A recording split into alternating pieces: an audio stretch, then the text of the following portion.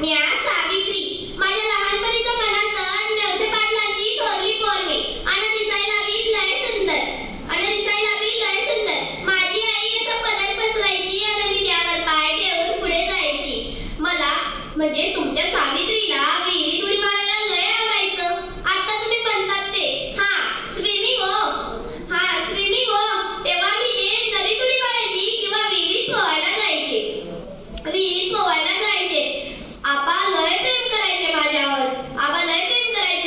आबांकडे खूप सारे लोक न्यायनिवाडा करायला यायचे आणि आबा त्यांचे निपक्षपणे न्यायनिवाडा करायचे. मला आंबे खायला देखील लय आवडायचं. आंब्याचा दिवस आला की अशी लगोर घ्यायची आणि आंब्याला मारलं की आंबा पडलाच पाहिजे. नाहीतर सावित्री नाव कसं सांगणार म्या. माझी आई नेहमी म्हणायची आता पोरीचं लगीन होणार. त्या काळात पोरगी 60 वर्षाची झाली की तिचं लगीन झालंच समजा. म्हणून आई माझ्या पण मागे लागली. पोरीचं लगीन होणार. खरं सांगू तुम्हाला, माझी आई म्हणायची सावे भाकर कर. मी अशी त्या पाट्यात चिकन टाकून त्यात पाणी टाकायची, त्यात भाकर करायची आणि त्यातच दिवसभर खेळत रमायचे. म्हणता फुल्यांचं स्थळ मला आलं. फुले म्हटले तर पुण्यात यावं आणि लग्न झाल्यानंतर पुण्यात जायचं. कसं होईल? तिथं माझी करवंद असतील का नाही? तिथं माझी जांभळं असतील का नाही? खूप सारे प्रश्न मला पडू लागले. पुण्याचं शहर, तिथली माणसं कशी असतील? तिथं माझे आंबे असतील का नाही? तिथं विहीर असेल का नाही? असे प्रश्न मला पडू लागले. म्हणता माझ्या लग्नाचा दिस उजाडला. रोजची पंकल पोरक्यातली मी आज आईनं हिरवीकच्च साडी नेसवली असून असं सुंदरसं बाशिंग बांधलं होतं.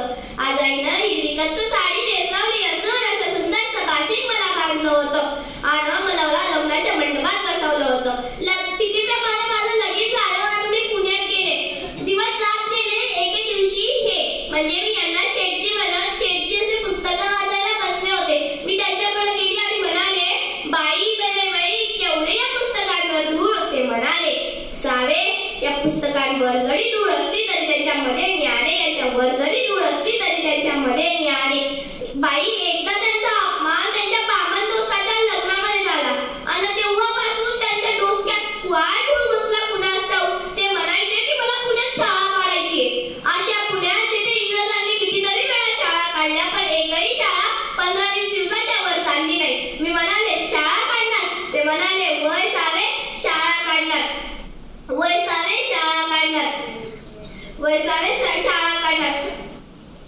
बिचनबाईंनी काय सांगितलं होतं ते?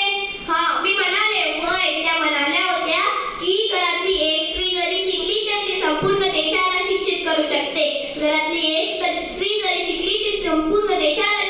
शकते. त्यांनी शाळा काढण्याचं ठरवलं आणि मला म्हणाले, सावे हात पुढे कर बरं. मी म्हणाले, थांबा जरा मला एवढे तांदूळ तरी कापून घेऊ द्या. ते म्हणाले, ते तांदूळ फेक आणि हे घे. त्यांनी माझ्या हातात पाटी दिली. मी पटकन ती पाटी खाली टाकली आणि म्हणाले, तुम्हाला समजतं का नाही? बायांनी जर पाटी हातात घेतली तर पाप लागतं असं म्हणतात. त्यांचा नवरा मरतो असं म्हणतात. आणि तुम्हाला काही झालं तर? ते म्हणाले, मला काही झालं तरी चालेल, बघू मला काय होतं ते. मी म्हणाले, ठीक आहे. त्यांनी माझ्या हातात पाटी दिली आणि म्हणाले, तुला पाटीवर पहिला शब्द काय लिहायचा? मी म्हणाले, मी तुम्हाला शेठजी म्हणते.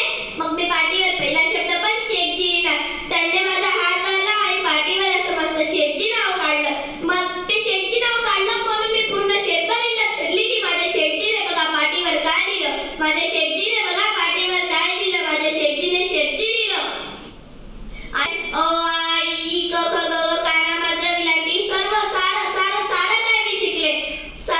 आणि इकडं तर त्यांची शाळेसाठी जागा बघण्यात देखील सुरुवात झाली होती.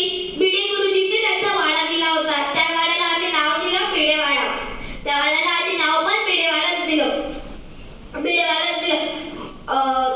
माती शेण चिकन सारं येऊ लागलं. पण एके दिवशी तर ते लालेला घेऊन आले. मी त्यांना विचारलं की काय झालं, तुम्ही एवढे लालेला कसं पाय झाले?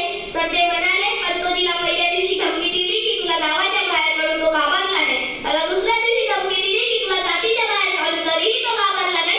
त्याला तिसऱ्या दिवशी धमकी दिली की तुझ्या मुला बाळांना मारू तेव्हा तो घाबरला. पण आपल्याला असं घाबरून चालणार नाही. उद्यापासून तू जायचं शाळेत. मी म्हणाले,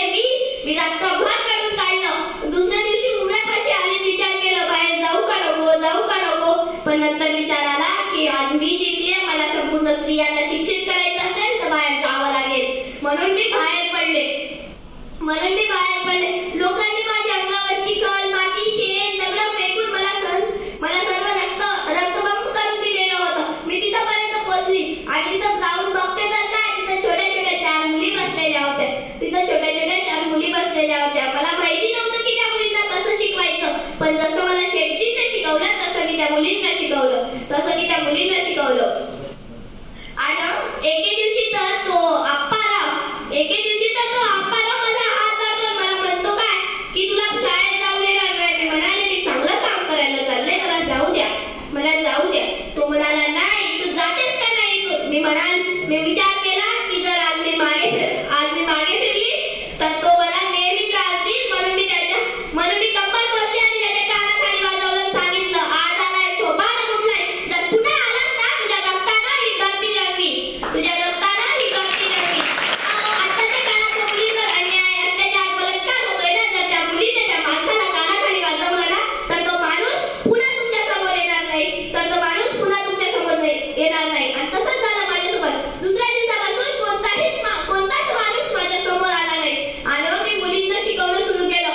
माझ्या एकाच्या 2, 2च्या 4, 4च्या 6 शाळा झाल्या. अशा शाळा वाढत चालल्या होत्या आणि मला खूप आनंद देखील होत होता. आणि पण एक अडचण होती. लहान मुलींचं लग्न म्हाताऱ्या माणसांसोबत लावून द्यायचे आणि तो माणूस मेला की त्या मुलींना देखील त्या माणसाच्या प्लेटमध्ये सती जावं लागायचं. आणि त्या मुली सांगायच्या नाही मला नाही जायचं, मला भासतंय. तरी ते माणूस त्या मुलींना त्या आगीमध्ये ढकलायचे, नाही तर त्या मुलींना कालगोटरीमध्ये बंद करायचे आणि त्या मुलींवर बलात्कार अन्याय करायचे. अशीच एक मुलगी आमच्या शेठजींना दिसली आणि त्या मुलीला घरी घेऊन आले. मी म्हणाले त्या पोरीला, पोरी आजपासून मी तुझी आई आणि ती पोरगी देखील माझी झाली. आणि तेवढ्यातच आमच्या घरी यशवंत आला. आम्ही ठरवलं होतं की यशवंताला डॉक्टर करायचं. आणि माझ्या शेठजीने देखील त्यावेळी या जगातून निरोप घेतला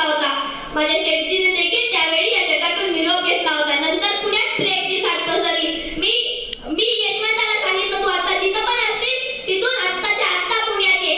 तो पुण्यात आला आणि मला म्हणाला आई तू घरी जा, प्लेग हा संसर्गजन्य रोग आहे, हा तुला झाला तर. मी म्हणाले मला झाला तरी चालेल. मी म्हणेन मरणार तुझे स्वागत आहे, तुला झाला तरी चालेल, पण या लोकांना वाचव.